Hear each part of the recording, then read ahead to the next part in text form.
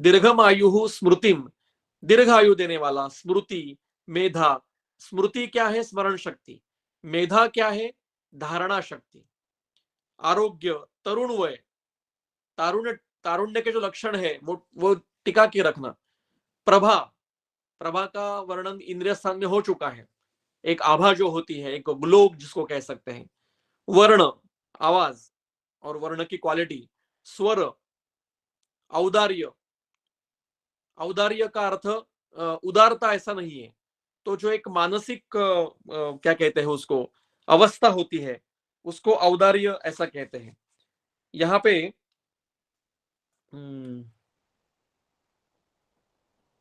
टीकाकारों ने विशेष, चक्रपाणी ने तो कोई टीका की नहीं है।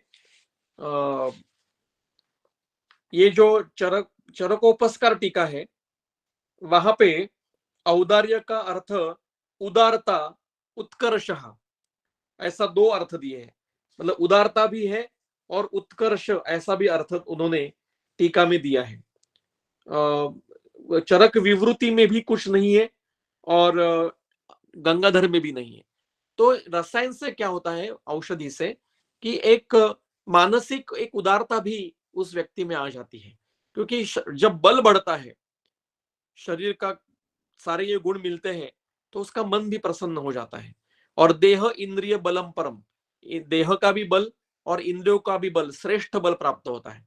वाक सिद्धिम, जो वो बोलेगा वो सिद्ध होने शुरू हो जाता है, क्योंकि उसमें वो एक प्रकार की कुछ, ये क्या कहते हैं उसको, एक पावर्स भी, शक्तियां भी आ जाती है। प्रणतिम, प्रणति का अर्थ है लोकवंद्यता। टीका देखिए आपके सामने है चक्रपाणी की है, क्योंकि जो व्यक्ति ऐसा अच्छा दिखता है, तेजस्वी दिखता है, कांतिमान है, दीर्घायु है, स्मृति है, आरोग्य है, कार्यरत है, पराक्रमी है, तो उसको लोकवंद्यता, लोकों में पूजा, उसको लोग अच्छे उसके प्रति प्राप्त करेंगे ही। और कांति मतलब शरीर का जो एक प्रकार का टेक्सचर है, कांति डिफरेंट है, प्रभाव डिफरेंट है, वर्ण डिफरेंट है। वर्ण आपने अगर ये बिपाशा बासु या काजोल देखी होगी तो वर्ण उनका सावले से भी थोड़ा डार्क की तरफ है, लेकिन कांति अच्छी है। और रस धातु का प्रभाव और कांति, ये वर्णन है। तो वर्ण अलग होता है, और कुछ अत्यंत गोरे होते हैं लेकिन कांति कुछ नहीं होती है, या प्रभा नहीं होती है, निस्तेज दिखते हैं वो। तो वो सारे रसायन से तीनों, ये तीनों मिलके लभते ना रसायन से मिलता है। और रसायन की व्याख्या कर रहे हैं, लाभोपायो ही शस्ता नाम रसादी नाम रसायनम। रसादी जो धातु है, अब यहाँ पे केवल रस, रक्त, अस्थि, मेद, मज्जा, शुक्र नहीं लेने हैं, सभी उपधातु भी लेने हैं। मतलब स्तन्य, आर्तव, वसा, क्या क्या आपका सिरा, कंडरा आदि जो उपधातु है, वो भी, दोष भी लेने हैं यहाँ पे, मल भी लेने हैं, क्योंकि वो प्राकृत अवस्था में धातु ही है।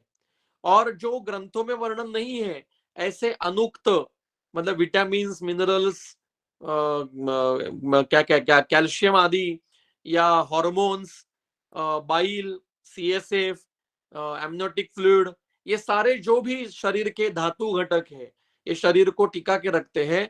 इन सभी की शस्त्र उत्पन्न करना, मतलब अच्छे गुणों से ये उत्पन्न करना, इसका जो उपाय है वो रसायन।